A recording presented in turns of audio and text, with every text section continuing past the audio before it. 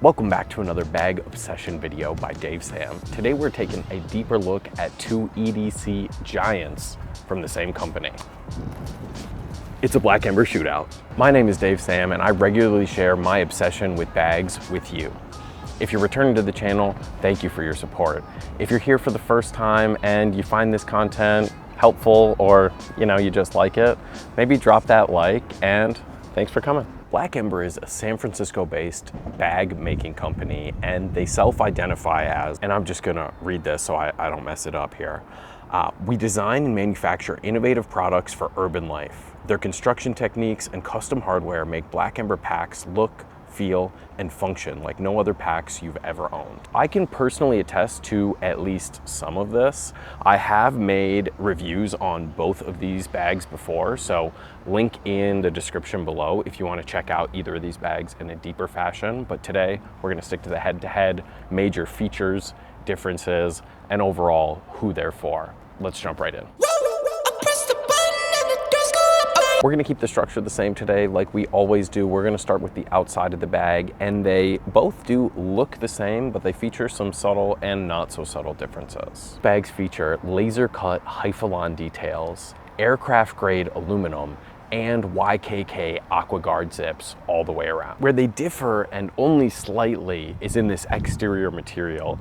Even though they look very, very similar, I hope you can see on the camera here, the R2 is more of this matte finish, feels a little more rubberized, and the Shadow feels a little more like that bag material, maybe a little bit more of like a nylon finish. Both of them have a custom weave that is a proprietary Black Ember material. The materials are just ever so slightly different. On the R2, it has a Microhex 800 denier nylon, and on the R2 it features a Microhex HTX nylon. So slightly different in the way that they've manufactured them and the way that the weave works. As you can see, this one's a little more kind of floppy, baggy. This is a little more rigid. It kind of holds its shape no matter what's inside of it. Moving on to where things get a little more different. The R2 is modular by design, and it does give you a lot of freedom with the way that it operates, including the outside. These top handles, for example, are all removable, all have these laser cut details that you can add and remove these handles or these straps on the side. On the Shadow, it's more of a kind of forced use, and we're gonna see this throughout on both bags for themes. Handles on both the top and both sides are completely sewn in and non-removable. On the R2, completely removable. On the bottom of each bag, there are also these straps for things like a yoga mat or a tripod or something like that. On the R2, again, completely removable. You can take this off altogether.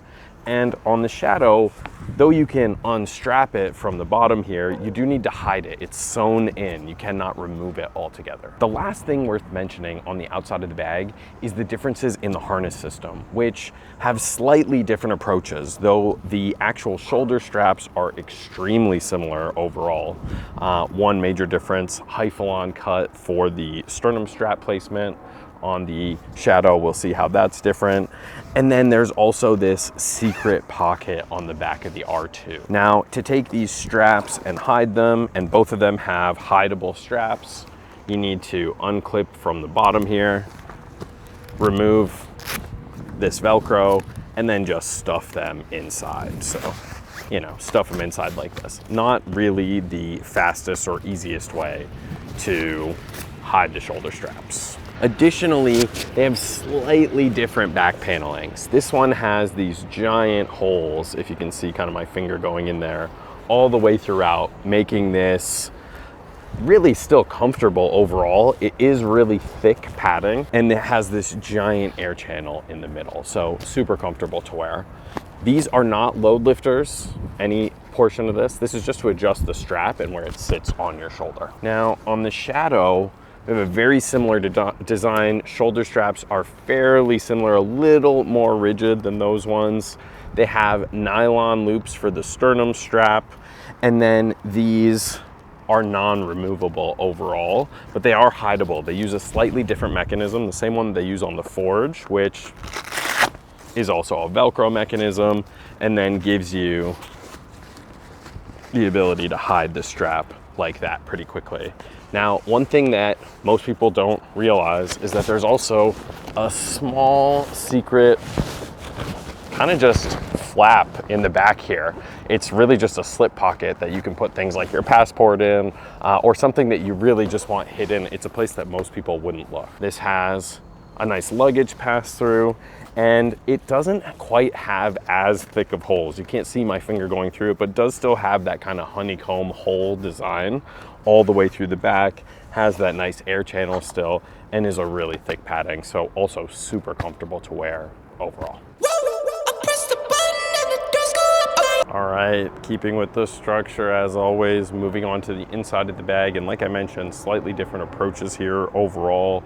On the R2 and on the Shadow, there is this front slip pocket, goes all the way to the bottom of both bags, and each zipper has a locking mechanism on both sides for both. Each of them on the inside features a key leash, as well as a handful of either slip pockets, or in this case, a couple of slip pockets and a couple of mesh pockets.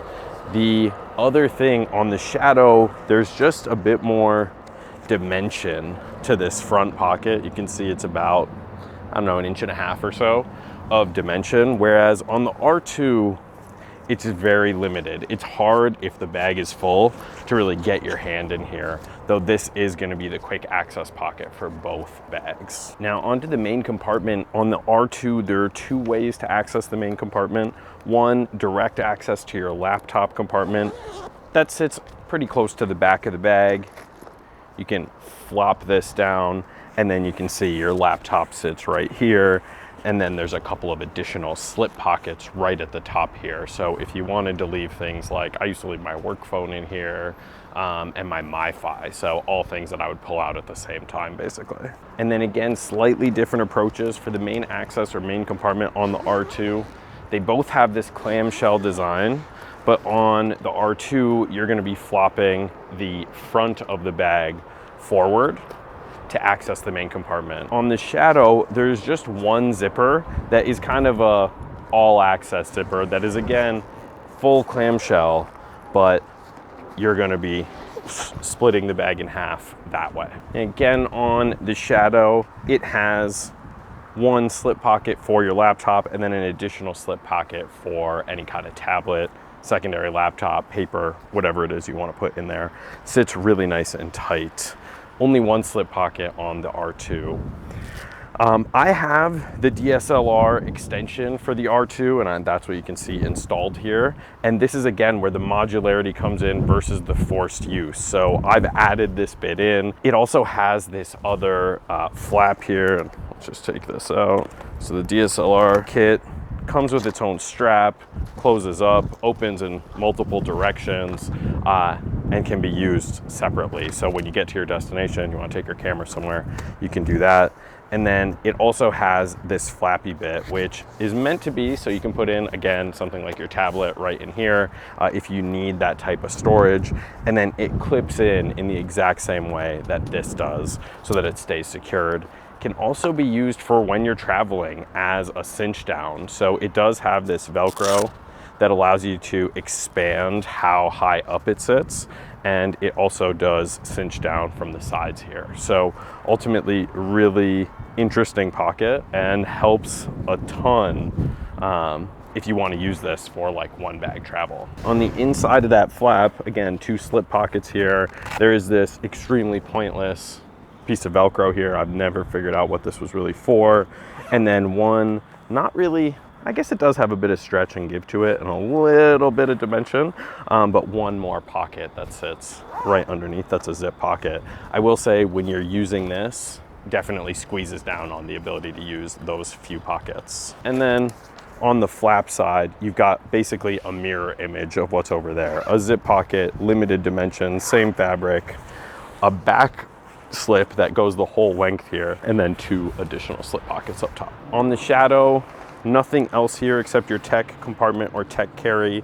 And then on the other side, again, you kind of have this forced use. So internal water bottle compartment, zippered compartment that spans this entire section. But again, if you're using the water bottle pocket, kind of pushes everything over here. That's for your bigger tech. And then at the very top of the Shadow, you have a built-in half of their TKS kit, which is this accordion style tech kit, which does keep everything kind of at the top of the bag, which is really nice. As long as the stuff in here isn't too heavy, it doesn't start to flop down. I wish they had used maybe a different mechanism here. This is a pretty finicky mechanism overall, but everything you need can be put right in this portion of the bag, other than your laptop and your tablet.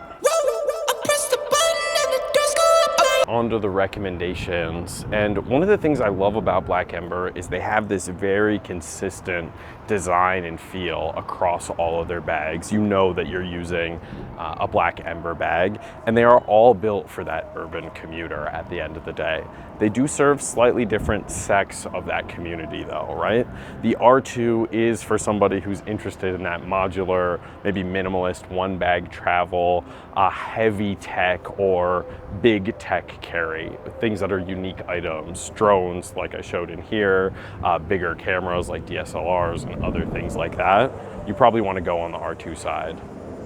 If you are a regular everyday user, daily carrier, you're going to work, you're going to school, I would highly recommend the Black Ember Shadow 26. One of my all-time favorite daily carry work bags.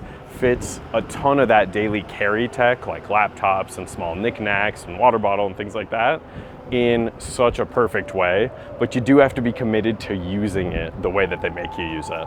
Adding a bunch of other pouches and tech kits and things like that, if you want to just transition them to this bag, doesn't always fit the way that you're looking for. So it's the only nuance for each of these two, but overall, great bags to use, two of my favorites, and this has been a really fun comparison because these are two of my most watched videos, actually. That's why I wanted to do this. Thanks for watching another bag review, bag obsession video by Dave Sam.